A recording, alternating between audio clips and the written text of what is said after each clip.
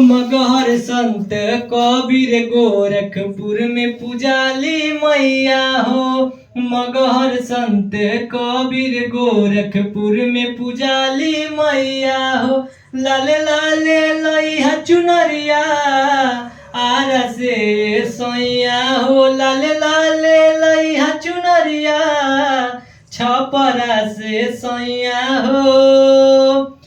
चम चम चम के ओढ़वलिया होला चांद बरी में पूजनवा हो। चम चम चम के ओढ़वलिया होला चांद बरी में पूजनवा हो।